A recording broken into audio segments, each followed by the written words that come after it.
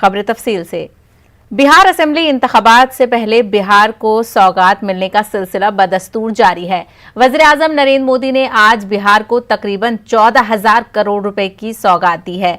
इस दौरान पीएम मोदी ने वीडियो कॉन्फ्रेंसिंग के जरिए खिताब भी किया, जिसमें उन्होंने अपोजिशन को सख्त तनकीद का निशाना बनाया। उन्होंने कहा कि अपोजिशन पार्टियां लोगों को गुमराह कर रही हैं। ये सुधार 21वीं सदी के भारत की जरूरत है।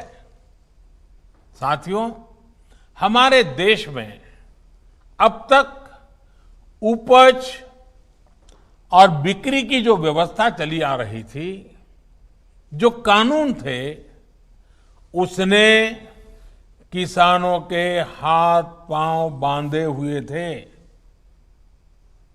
इन कानूनों की आड़ में देश में ऐसे ताकतवर गिरोह पैदा हो गए थे जो किसानों की मजबूरी का फायदा उठा रहे थे।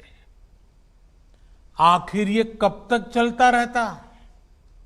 और इसलिए इस व्यवस्था में बदलाव करना आवश्यक था और ये बदलाव हमारी सरकार ने करके दिखाया है। नए कृषि सुधारों ने देश के हर किसान को ये आजादी दी है कि वो किसी को भी कहीं पर भी अपनी फसल, अपने फल सब्जियां अपनी शर्तों पर बेच सकता है। अब उसे अपने क्षेत्र की मंडी के अलावा भी कई और विकल्प मिल गए हैं। अब उसे अगर मंडी में ज्यादा लाभ मिलेगा तो वहां मंडी में जाकर अपनी फसल बेचेगा। मंडी के अलावा कहीं और से ज्यादा पैसा मिलता है, ज्यादा लाभ मिलता है, तो वहां जाकर के बेचेगा। उसकी सारे बंधनों से मुक्ति दिलाने के कारण ये संभव होगा। राज्यसभा के चेयरमैन एम वेंकैया नायडू के जरिए आज 8 मेंबराने पार्लियामेंट की मुअत्तली के खिलाफ पार्लियामेंट के अहाते में गांधी के मुजस्समे के सामने मुअत्तल मेंबराने पार्लियामेंट समेत अपोजिशन जमातों के अरकान ने मुजाहरा किया कि जितने भी विधेयक ला रही है वो जनता के विरोध में ला रही है।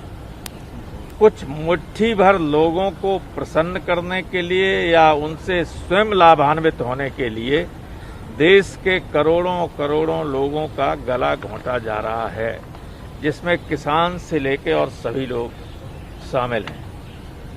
हम सब लोग इसी का विरोध कर रहे थे। इन्हीं जन विरोधी, किसान विरोधी विधेयकों का विरोध कर रहे थे और सारे विरोधों को नजरअंदाज करके मनमाने तरीके से संसदीय नियमों, कानूनों की धज्जियां उड़ा के जिस तरह से हम सबके विरोध को बुलडोज करके इन विधेयकों को पारित किया गया, वो उसकी तो सब निंदा पूरे देश में ही हो रही है। हम लोग तो कर ही रहे हैं, लेकिन उल्टे जैसे उल्टा चोर कोतवाल को डांटे हमारे 8 सांसदों को निलंबित कर दिया सदन से। कभी सुना ऐसा?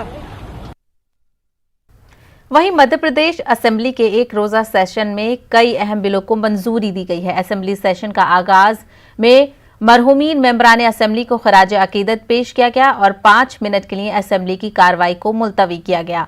असेंबली वजीर खजाना जगदीश देवड़ा की गैर मौजूदगी में वजीर पार्लियामान उमूर डॉक्टर नरोत्तम मिश्रा ने स्पीकर की इजाजत से सभी बिल एक साथ पेश किए, जिस पर फाइनेंस बिल 2020, जीएसटी तरमीमी बिल 2020, नगर पालिका तरमीमी बिल 2020, वेट तरमीमी बिल 2020, आदिवासी कर्ज माफी बिल 2020 को अपोजिशन के एतराजात को नजरअंदाज करते हुए बगैर किसी बहस के मंजूर किया गया।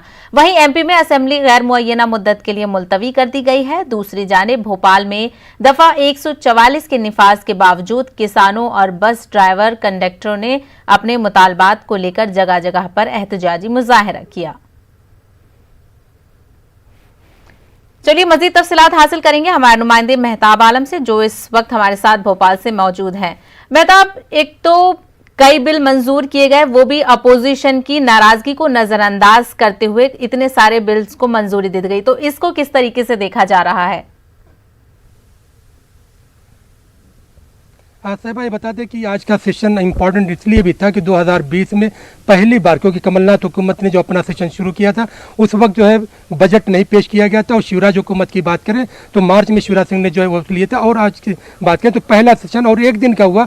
कोरोना कहर में एक दिन का सेशन, बजट जो है फाइनेंस बिल को मंजूरी दी गई, दूसरे बिल को भी मंजूरी दी गई, लेकिन अगर अकलियतों के हवाले से बात करें तो वहाँ पर अकलियती लफ्ज़ का जिक्र तक नहीं किया गया। तमाम बिल पे बगैर किसी हुकूमत ने जो है अपोजिशन को सुने हुए एक तरह से जो है मंजूरी दी। हमारे साथ यहाँ पे मुस्लिम अलग अलग तंजीमों के नुमाइंदे यहाँ पे मौजूद है, उनसे जानते हैं कि इस तरह जो आज जो है बजट जो है पेश किया गया, तमाम चीज़ें आपने देखी, क्या लगा आपको? ये काफ़ी मायूस करने वाला हमारे लिए था, क्योंकि अकलियत की इसमें कोई भी बात नहीं गई।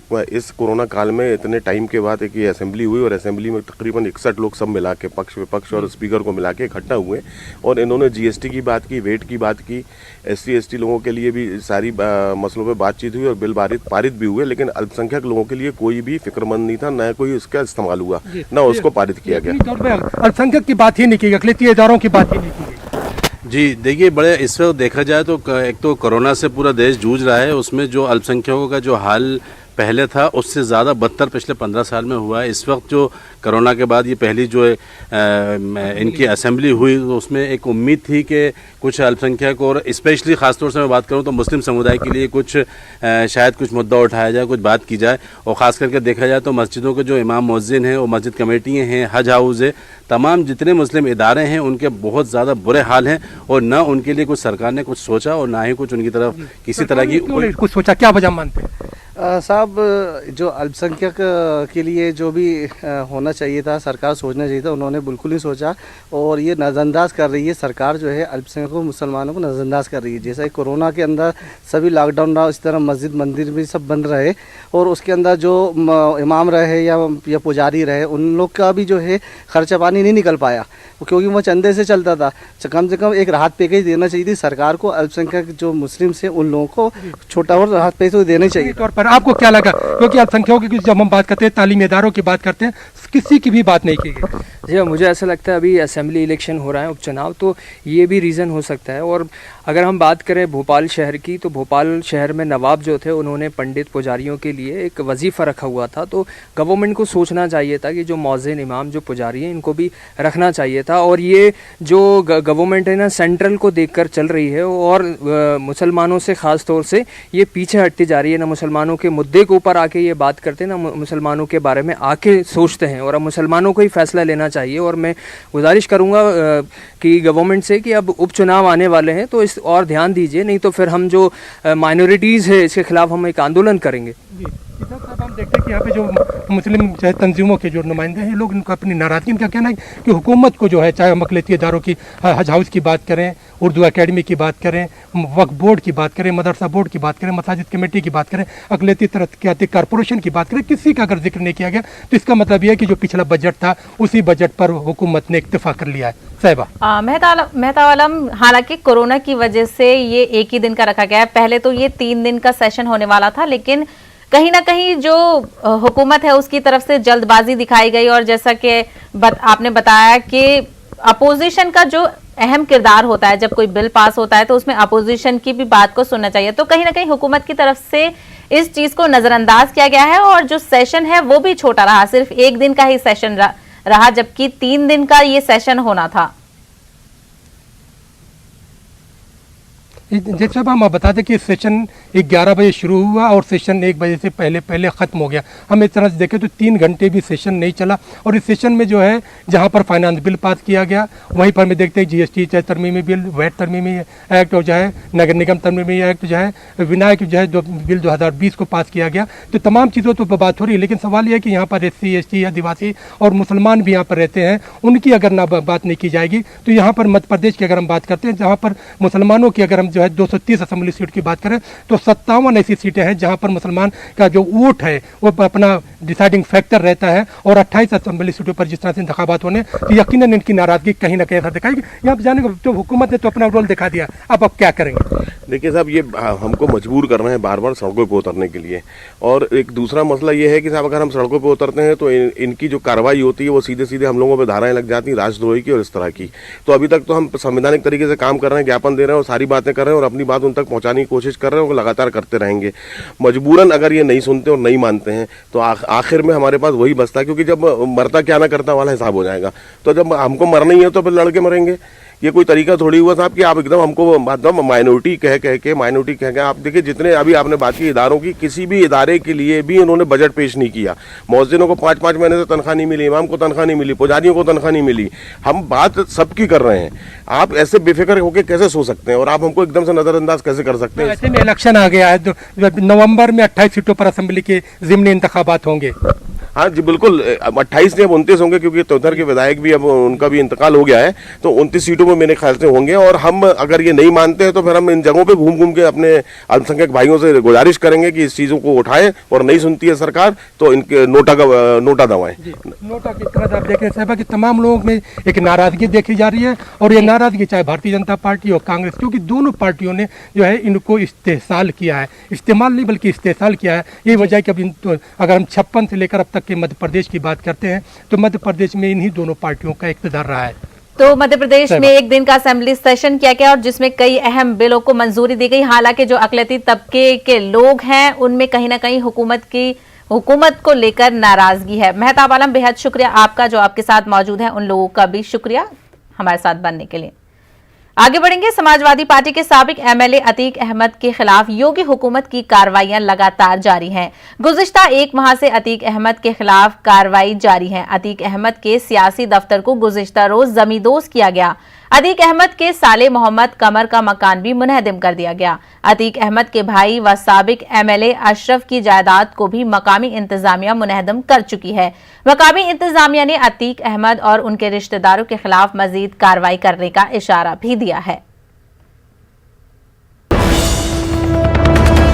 नाज़रीन, एक बड़ी खबर से हम आपको आगाह करा रहे हैं। डॉक्टर कफील खान ने प्रियंका गांधी से मुलाकात की। अपने अहले खाना के साथ डॉक्टर कफील खान ने प्रियंका गांधी से मुलाकात की है। रिहाई के लिए आवाज उठाने पर उन्होंने प्रियंका गांधी का शुक्रिया किया है। तो आपको बता दें, डॉक्टर कफील खान कई रोज से जेल में बंद थे, जिसके बाद उनकी रिहाई हुई और अब डॉक्टर कफील खान ने प्रियंका गांधी से मुलाकात की है। अपने अहले खाना के साथ डॉक्टर कफील खान ने प्रियंका गांधी से मुलाकात की है और उन्होंने अपनी रिहाई के लिए आवाज उठाने पर प्रियंका गांधी का शुक्रिया किया है। तो आपको बता दें, प्रियंका गांधी ने डॉक्टर कफील खान की रिहाई के हवाले से यूपी के सीएम योगी आदित्यनाथ को कई बार खत लिखा था, जिसके बाद डॉक्टर कफील खान की रिहाई हुई। और हालांकि यहां तक कि राजस्थान में जो डॉक्टर कफील खान रुके थे वो भी प्रियंका गांधी की तरफ से उनको सिक्योरिटी और रहने का इंतजाम किया गया था। तो अब डॉक्टर कफील खान ने अपने अहले खाना के साथ प्रियंका गांधी से मुलाकात की है और उनके रिहाई के लिए आवाज उठाने पर डॉक्टर कफील खान और उनके अहले खाना ने प्रियंका गांधी का शुक्रिया अदा किया है।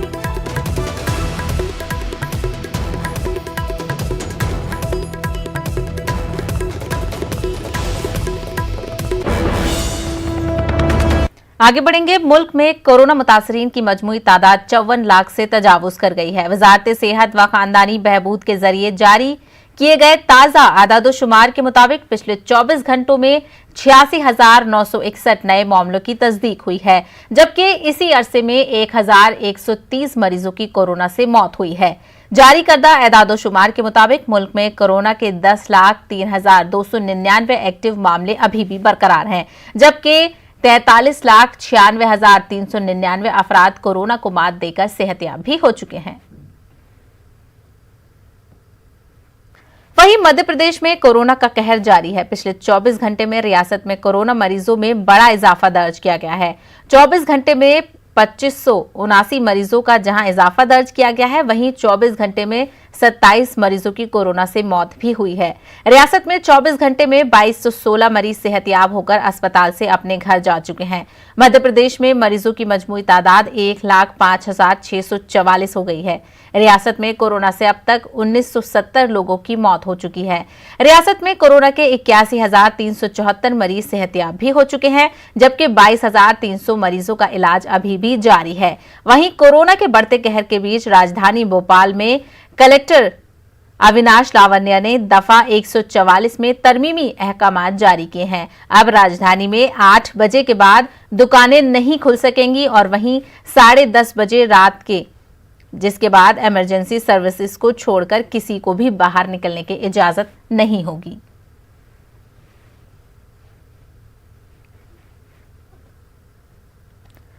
तबलीगी जमात पर राज्यसभा में वजारत दाखिला ने बयान दर्ज कराया है। वजारत दाखिला के मुताबिक बिना मास्क, सैनिटाइजर और सोशल डिस्टेंसिंग के बिना काफी वक्त के लिए एक अहाते में लोग जमा हुए, जिसकी वजह से कई अफराद में कोरोना फैला। दिल्ली पुलिस ने जमात के 233 लोगों को गिरफ्तार किया था, जबकि मौलाना साद के ताल्लुक से अभी जांच का सिलसिला जारी है।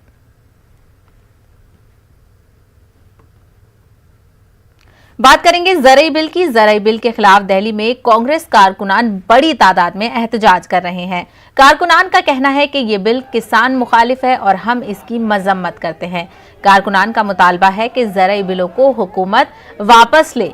कोरोना की वजह से किसान पहले ही परेशान थे और अब सरकार ने इस बिल को लाकर किसानों की परेशानियों में मजीद इजाफा कर दिया है। कारकुनान का कहना था कि हम किसानों के साथ हैं। मजदूर परेशान है, किसान परेशान है और इन मांगों को लेकर के कांग्रेस पार्टी संसद का घेराव करने आई। और ये मांग है हमारी कि ये जो किसान विरोधी संशोधन बिल आपने पेश किए हैं और इस संक्रमण काल का फायदा उठाकर आज न उसमें चर्चा की जाती है, न किसान विरोधी अधिकार दे रही इस पर दुरुपयोग करके जिस तरह से बिलों को पास किया है, उनके खिलाफ हम लोग यहाँ सड़कों पर हैं। अनिल चौधरी संघर्ष करो।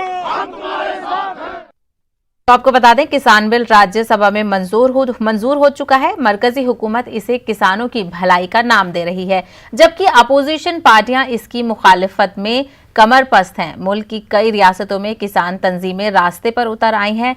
रियासत महाराष्ट्र का किसान इस ताल्लुक से क्या सोचता है? क्यों रियासत में मानीखेज खामोशी है? क्या वाकई रियासत के किसानों को इससे कोई सरोकार नहीं या उन पर इसका कोई असर नहीं पड़ेगा? देखिए ये रिपोर्ट।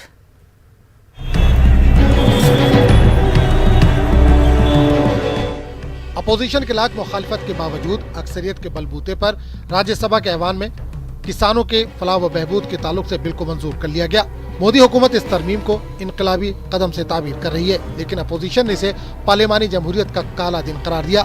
ताहम इस पूरे मामले में जिनकी फलाह के नाम पर सब कुछ किया जा रहा है और मुस्तकबिल में जिनको इसका सामना करना है, वो किसान खुद भी परेशान है। ये शेतकरी के लिए बता रहे हैं कि हम इसके लिए राहत दिलाएंगे, मगर ये जुमलों वाली सरकार है। शेतकरी सामान्य जनता के लिए कोई राहत नहीं दिला रही है, पा रही है। और जो समर्थन मूल्य देना चाह रही है, जो हटा दिया है इन्होंने समर्थन मूल्य, जो कि देना चाहिए था, जिस वजह से शेतकरी काश्तकार को एक राहत थी, इस वजह से शेतकरी को बहुत तकलीफ होने वाली है। पास नहीं ना माल का बिकना, जिनको करते बिल का 2 थैले कांदे लाते आप, 2-3 थैले ज़्यादा कहाँ बिकेंगे वो? उसको माल होना ज़्यादा, गाड़ियाँ 2 गाड़ियाँ माल ज़्यादा होना, जब गाड़ी के पास भरते कई भी लेके जाते। ये जो है तो ये जो उन्होंने दिमाग में लाया शेतकरी का कहीं भी बेचेगा, ये शेतकरी बेचेगा नहीं, ये जो है तो माहौल वालों को माल देंगे गवर्नमेंट कम भाव में। उनसे शेतकरी से खरीद के गवर्नमेंट क्या करेंगी, क्या कम भाव में खरीद के वो जो है तो माल वालों को बड़े कर देंगी, बड़े कंपनी वालों को, बड़े जो एक्सपोर्ट वाले हैं जो एक्सपोर्ट करते हैं उनको बड़ा कर देंगे गवर्नमेंट। किसानों का कहना है कि हुकूमत ओपन मार्केट का दावा कर रही है, लेकिन ये कोई नई बात नहीं। ताहम ओपन मार्केट की आड़ में रिवायती मार्केट कमेटियों को खत्म करना हुकूमत की मंशा है। किसान लीडरों का कहना है कि मिनिमम सपोर्ट प्राइस यानी MSP के झंझट से छुटकारा पाने की भी ये कोशिश है। ये काम 2 टाइम किसान नहीं कर सकता क्योंकि उसके पास मैन पावर नहीं है।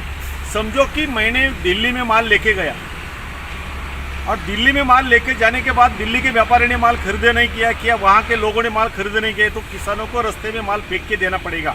शेतकरी को राहत नहीं मिलेंगे, उल्टा शेतकरी की नुकसान होंगी। शेतकरी जो है तो बिका नहीं सकता, जो व्यापारी बिका सकता, शेतकरी को भाव दे सकता, वो शेतकरी वो भाव नहीं बेच सकता। मजमूई तौर पर महाराष्ट्र के किसानों को अभी हुकूमत के मंजूर करदा बिल के बारे में तफसीली जानकारी नहीं है और न ही वो इस झमेले में पड़ने की फिराक में है। ताहम मार्केट कमेटियों को लेकर किसान और कारोबारी दोनों तशवीश में हैं। किसान तंजीमों का कहना है कि मोदी हुकूमत को सबको एतमाद में लेना जरूरी है, खासकर सपोर्ट प्राइस के ताल्लुक से वजाहत लाजमी है, वरना किसानों का एहतजाज मुल्कगीर एहतजाज बन सकता है। न्यूज़ 18 उर्दू के लिए औरंगाबाद से अजहरुद्दीन की रिपोर्ट। तो दिल्ली से बड़ी खबर, शाहीन बाग में सीएए के खिलाफ धरने के मामले में सुप्रीम कोर्ट ने फैसला महफूज रख लिया है। कोर्ट तनाजा के मद्देनजर मुजाहिरे की बुनियाद पर फैसला सुनाएगी। तो आपको बता दें, शाहीन बाग में सीएए के खिलाफ पुरजोर एहतजाज किया जा रहा था। दिसंबर में जब से सीएए का बिल पार्लियामेंट में पास हुआ था, उसके बाद से शाहीन बाग में खवातीन, खास करके खवातीन ने सीएए के खिलाफ धरना शुरू किया था। कोरोना वायरस की वजह से जो खत्म कर दिया गया है, लेकिन इस मामले में अब सुप्रीम कोर्ट ने फैसला महफूज कर लिया है। कोर्ट तनाजा के मद्देनजर मुजाहिरे की बुनियाद पर फैसला सुनाएगी। सीएए प्रोटेस्ट से जुड़ी अहम खबर से हम आपको आगाह करा रहे हैं। शाहीन बाग में सीएए के खिलाफ धरने के मामले में सुप्रीम कोर्ट ने अपना फैसला महफूज रख लिया है, जिसमें कोर्ट तनाजा के मद्देनजर मुजाहिरे की बुनियाद पर फैसला सुनाएगा।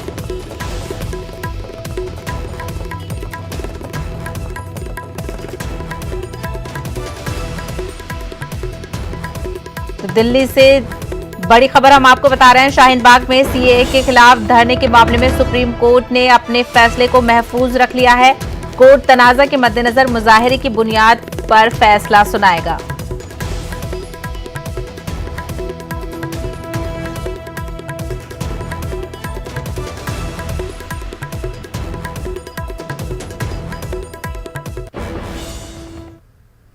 समाजवादी पार्टी के कौमी सदर अखिलेश यादव की कॉल पर कानपुर में बेरोजगारी, बदउनवानी और महकमा सेहत की लापरवाही के खिलाफ समाजवादी पार्टी के कारकुनान एहतजाज कर रहे हैं। एहतजाजी इस मामले के खिलाफ कलेक्ट्रेट जाकर मेमोरेंडम सौंपने वाले हैं। वहीं पुलिस की तरफ से इस एहतजाज को रोकने के लिए सख्त इंतजाम किए गए हैं, जिसका जायजा लिया हमारे नुमाइंदे संदीप सविता ने।